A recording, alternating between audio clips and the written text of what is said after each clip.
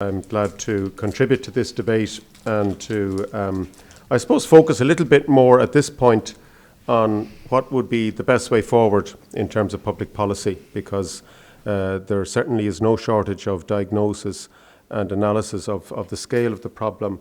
To that end, I'll just quickly pass over, and I won't really try to repeat what has already been said, the number of ESB connections, otherwise known as the number of new house bills, with all the health warnings that Lorcan has pointed to, shows that whatever way you measure this, there's been a catastrophic fall in housing output. And in simple textbook terms, I call that a market failure in terms of the capacity of the market to deliver at a socially optimal level. In terms of public spending and investment, I think it's useful to remember that in addition to Rebuilding Ireland, which was published in about July of, around this time last year, July 2016, there was the construction strategy in 2014. Do you remember that? And essentially the same ideas and the same philosophy, the same approach in Rebuilding Ireland was taken from the construction strategy in 2014. So I think you can measure the impact of this approach in terms of the output of housing in 2015, which is the last available full year of data that we had when this chart was prepared. And you can see very little movement really in terms of expenditure, in terms of public expenditure on housing and related community amenities in 2015. This is what I call the scissors diagram, and what this shows in the red perforated line is the amount of public spending essentially on housing, capital spending and related investment. And this level plummeted with the onset of the economic crash in 2008. But at the same time, public spending, according to the blue line, on call it social protection payments to households, rent supplement, housing assistance payment, and the implicit subsidy to local authority tenants from local government, that expenditure increased over time, just as capital investment declined. And of course, the two curves match each other, because as more and more people were pushed into lower income and poverty and loss of jobs and income, they were in need of medical cards, in need also of support in terms of social assistance towards rents. And the catastrophic decline in public output, investment in social housing, and then the associated crisis in supply and in rental cost put additional pressure on the exchequer. So it's almost like running on a treadmill, really getting nowhere anytime too fast. And just to complete the picture, Ireland and the United Kingdom, we very much have this approach to cutting back on public investment in housing, and at the same time, spending relatively large amounts of money on payments which effectively go to subsidise private landlords. And this is quite untypical in Europe, a point that I'm going to return to shortly. And the question of affordability has been referred to. I won't dwell on that. As rents and house prices increase, it becomes increasingly difficult for people under the age of 35 to afford a new home. In fact, for anyone, even if you think about people later in life who, for one reason or another, might want to purchase a home in their 50s due to a family breakup, for example, it becomes almost impossible for many people to contemplate that. And yet at the same time, how do they afford €1,000 a month or more in rent all through retirement, when their income would be much less than that per month for most people? So this is a long-term pattern. This problem didn't just start in 2008.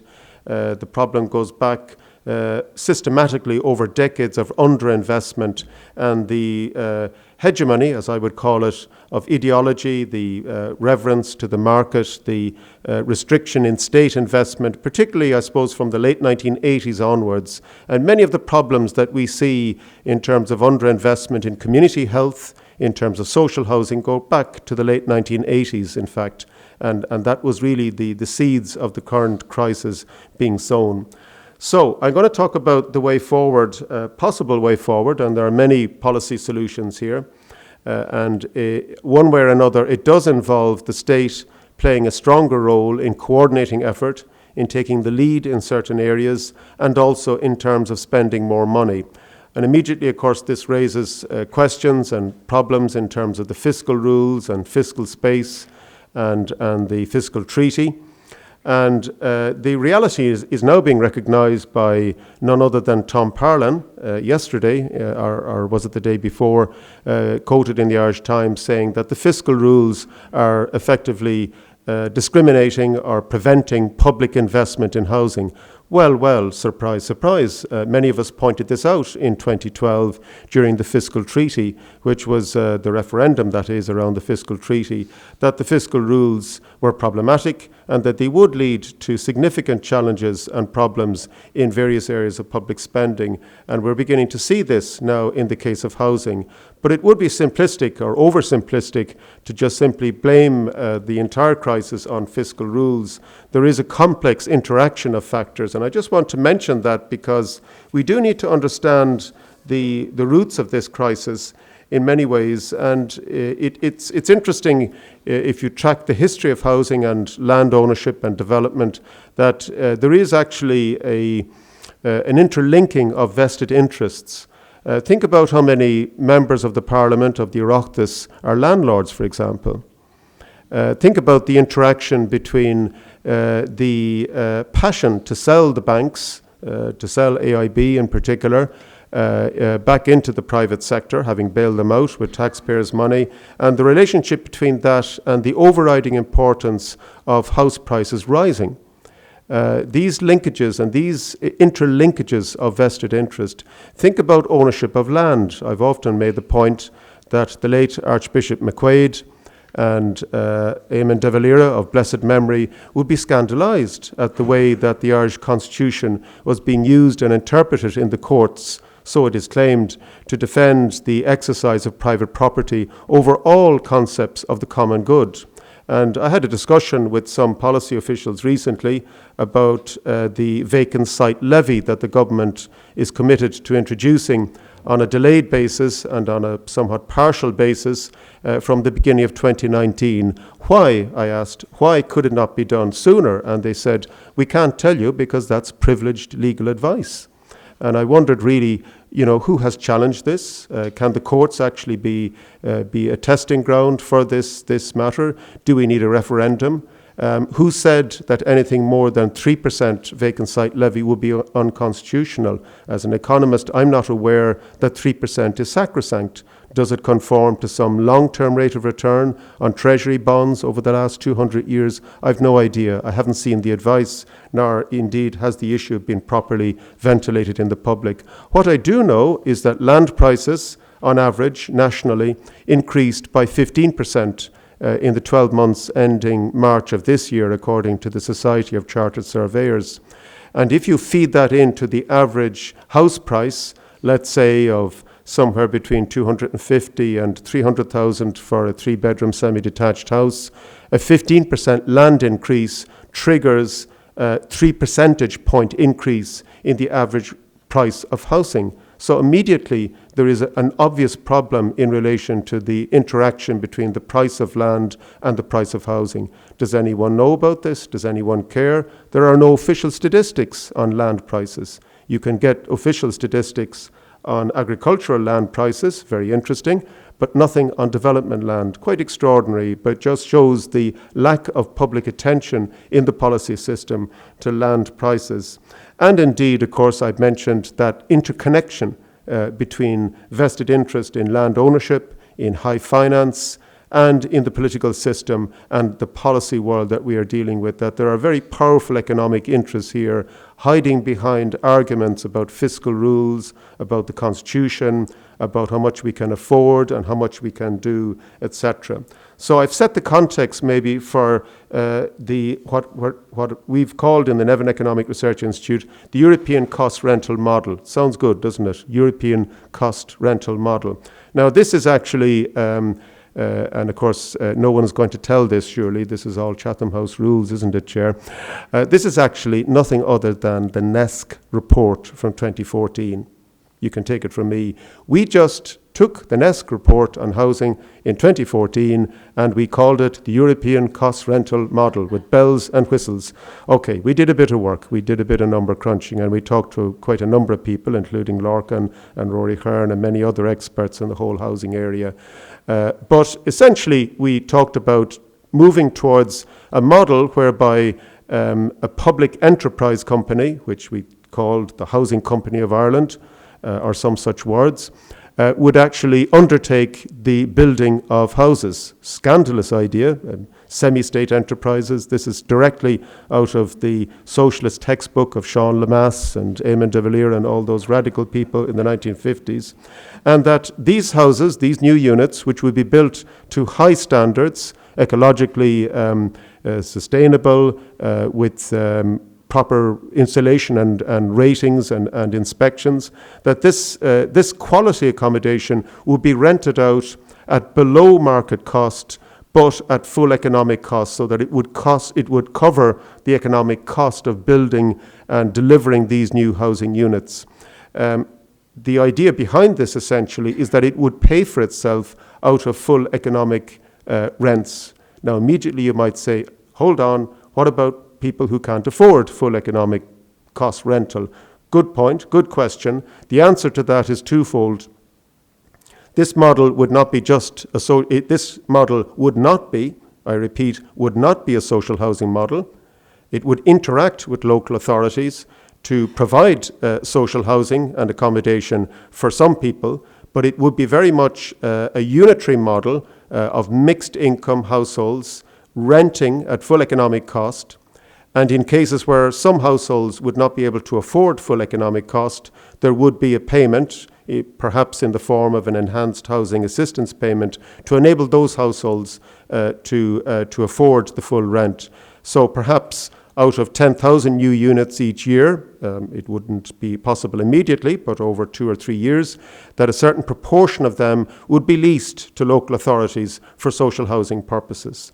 Now, what's the difference, you might say, between this and an approved housing body?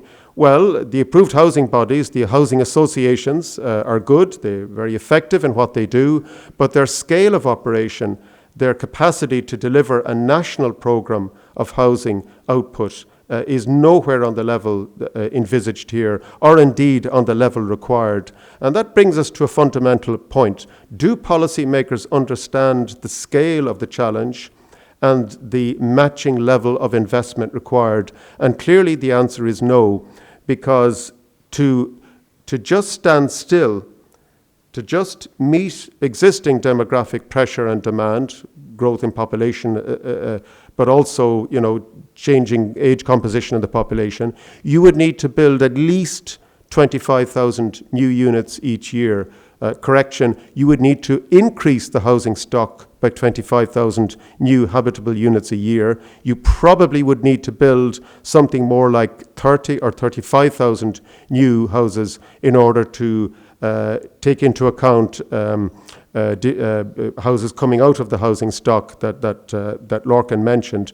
It's difficult to put a precise estimate on these. So that's just to stand still and to meet the demographic pressures that are there. And this is actually a serious discussion because never mind about the poor, forget about people who can't afford it. Let's think about competitiveness, okay? Where are we going to put the people coming in from the British insurance companies and banks who are going to come into Dublin in the next 2 years if Brexit happens? If Brexit happens, I suppose it will. Just take one look at the city, and they're coming in every day from Frankfurt and London and various places, sizing up the place. And I reckon that if they do come in, they'll probably buy up property for their own employees and effectively subsidize the employees maybe for 2,000-3,000 euro a month rent. And that's happening already actually in the case of a number of companies. So I think that in talking about a cost rental model, we are fundamentally challenging a lot of the assumptions, because the assumptions being used in public policy and public discourse is that the market will sort this out. And if we adopt the approach of public-private partnerships, which I believe is a failed model, And again, Rory Hearn has written very well on this over the years and looking at practical experiences of public-private partnerships. The model essentially that government has and has had consistently over the last number of years is that of a property developer-led model where the state's role is minimized and the risk effectively is transferred to the state when the market collapsed in 2008. Not only that, but there is actually a presumption as well that social housing is some sort of a residual that local authorities are responsible for, but in a very limited way. Very often, social housing is now understood effectively as public subsidies to private landlords, in effect. So that way of thinking is actually not European. It's very British, it's very Irish, but it's not European. It's not the way they do it in Austria, in Denmark, to some degree in France, the way they used to do it in Germany before the Schroeder reforms. And there are plenty of examples of cost rental models that are off the books, off balance sheet, as they say, possibly one way of getting around those dreaded fiscal rules. But even if they don't get around the dreaded fiscal rules, at least they do pay for themselves in the medium to long term if the full economic cost rental model is actually adopted. So I think those are some ideas. I'd welcome your thoughts, suggestions, criticisms, as always. I'm not saying that this is the one solution. It's only a very partial part of an approach along with other approaches that could begin to shift this problem. In reality, this is going to take at least 10 years to fix. But one thing is sure, we won't fix it if we don't learn the lessons and unless there's an honest, evidence-based public debate about housing and about what needs to be done and what it's going to cost. Thank you very much. Thank you very much, Tom. We'll make sure your seditious ideas don't get beyond these four walls. I hope you haven't written them down or anything like that.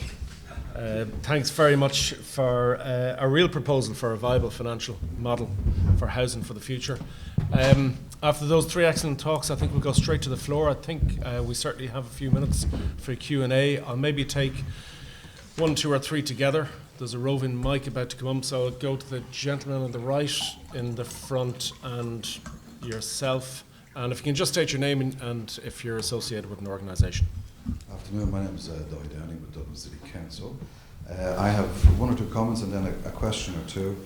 Is it 2001: A Space Odyssey?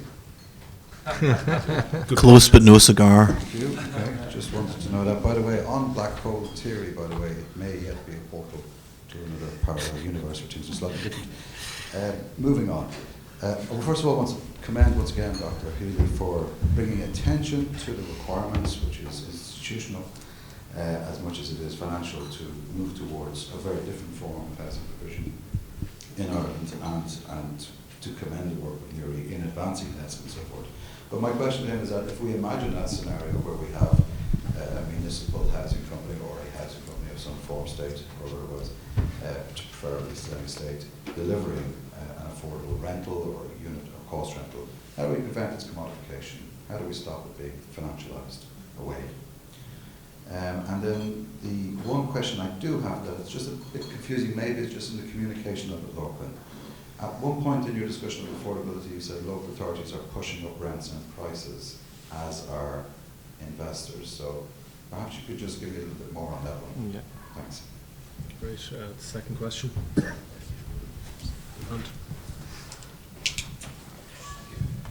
Hi, my name is Gavin Bush, I'm a student. I'd like to ask the panel of experts, under Article 25 of the United Nations Universal Declaration of Human Rights, all human beings have the human right to adequate food and shelter. I also understand that the government is a signatory to the United Nations Convention on Economic, Social and Cultural Rights. Why is it that the government is absolutely powerless to deliver our human rights, but can afford to pay Troika every month? Thank you. We have a number of questions there, so I'll maybe go to the panel.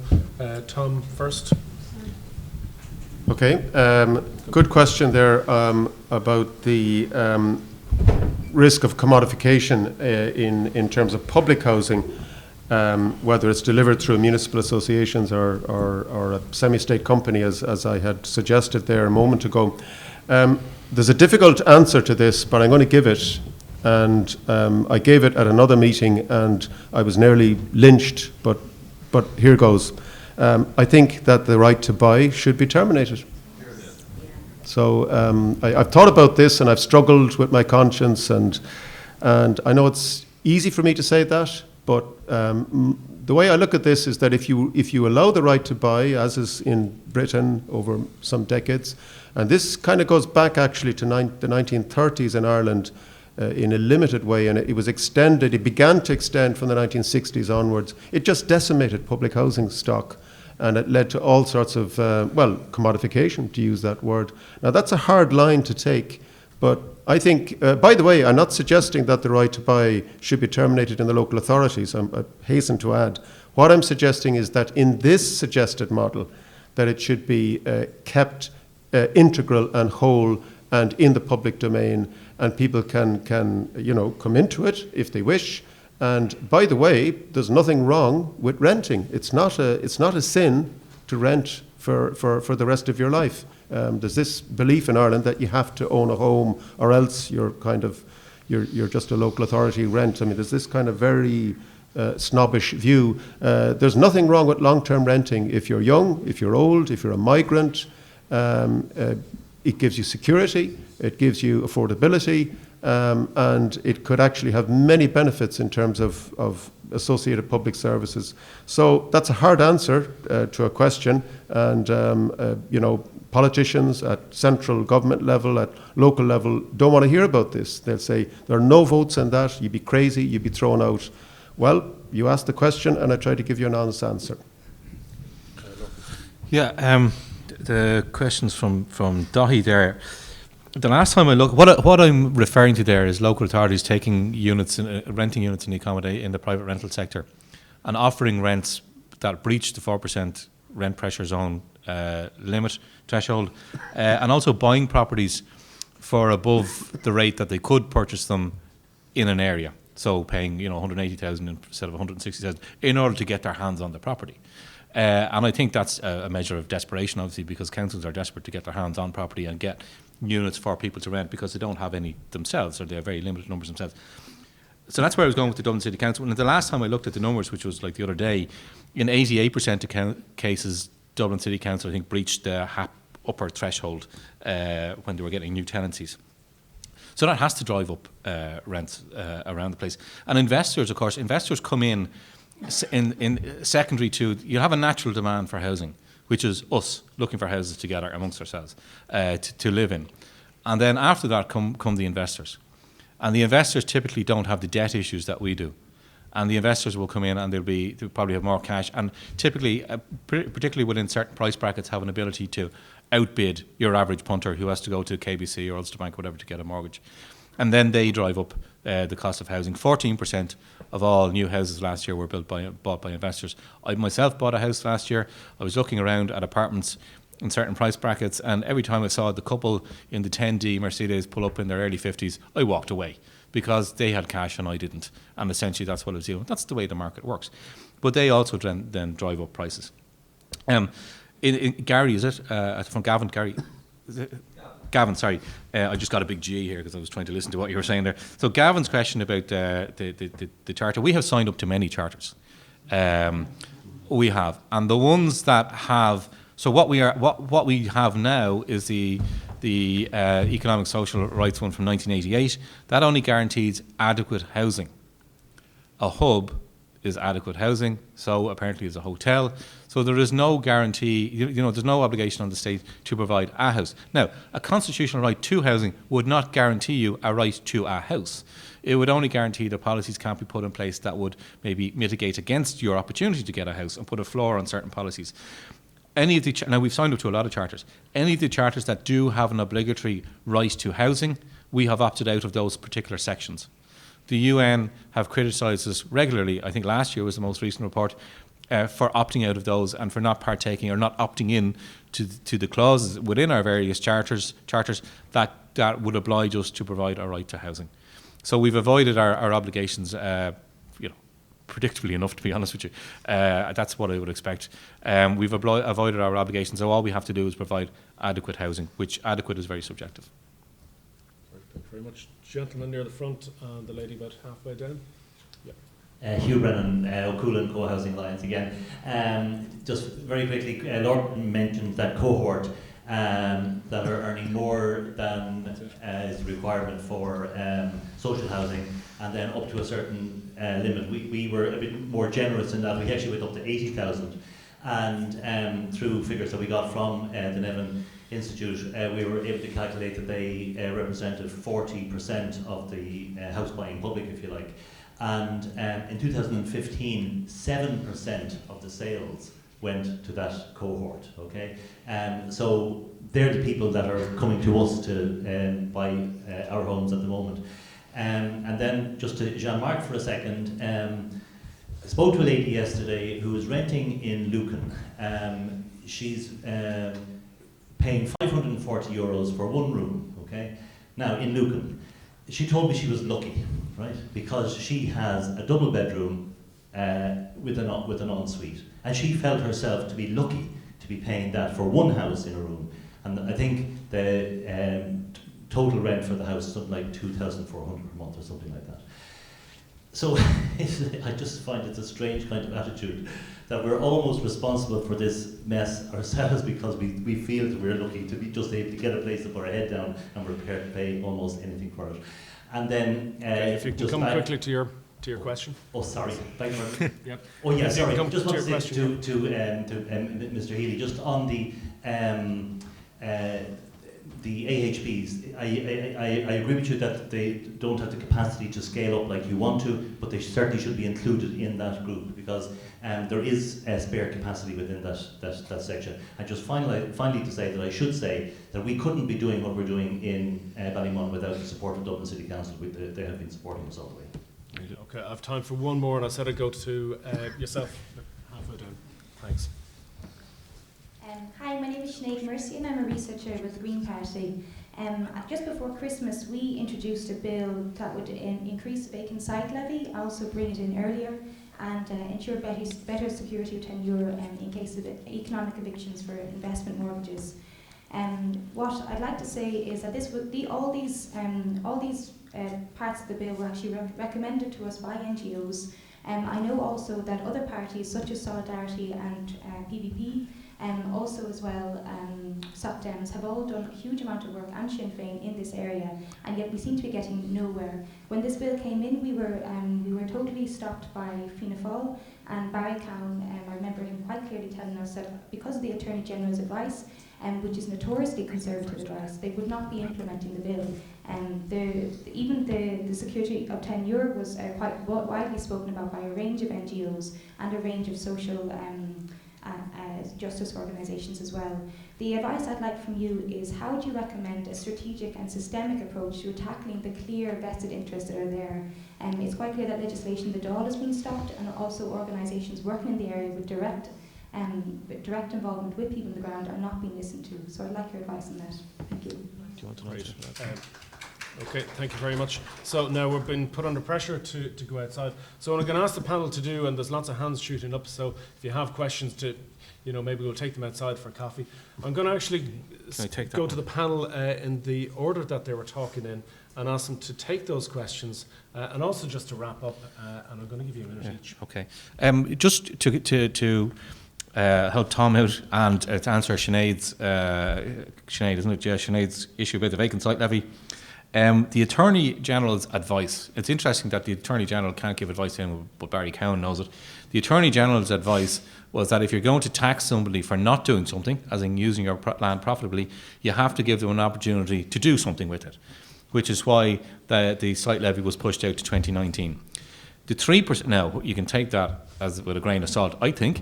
The 3% of the vacant site levy that is there, that comes directly from the Derelict Sites Act, which is from 1990. It's 27 years ago, when 3% was a significantly larger sum, I suppose, or whatever, more meaningful sum than it is now. So that's where the 3% comes from, and I got that from the official in the department, Tom and my friends in the department who wrote the act, and he said he took it directly from the Derelict Sites Act. And of course they're paranoid in the department about writing something that would lead to a constitutional challenge. So if you keep everything as wishy-washy, diluted, and as low as possible, you're going to try and mitigate the opportunity of that. The other thing that people, and Tom touched on it, and I write for the Sunday Times, and this week's column is about this very topic. For every 10% that a house goes up in sales price, so if we had two fields, and in one field there's houses, for every 10% that sales price of the house goes up, on the other field, the sites in the other field go up by 35%. And that is the problem. So the next time somebody buys my sites, they'll have to add that onto the price of the house price sales go up, and the next field goes up commensurately, and it's a vicious circle until the music stops and some developer's left holding a field that he can't sell. John Mark. I'm not sure if I'm responding to any specific question rather than saying, yeah, that's the impact of the housing shortage, that we're grateful for, not even small mercies, but grateful for, spending 40% of our income or more on a room. The vacant site levy, and look, in this great republic of ours, and I was on NESC when we talked about the site value tax as well within the housing context in the mid-noughties. The emphasis on private property is absolutely overwhelming in terms of being a barrier to a lot of progressive thinking and a lot of progressive policy, unfortunately. Sinead asked a very good question, and this really gets to the heart of the matter, because over and beyond rules and regulations and all that, there is actually real economic interest at stake here, social class ownership interest at work. And it's not that complicated, actually, when you follow the money trail. And I don't have a ready answer, except maybe to suggest that TASC could look again maybe at the Golden Circle work that was done a number of years ago, where all the interconnections were mapped in terms of directorships of companies, and you might remember the kind of a very graphic approach. And I think it would be interesting for someone with the resources and time to actually track who's benefiting from these land sales.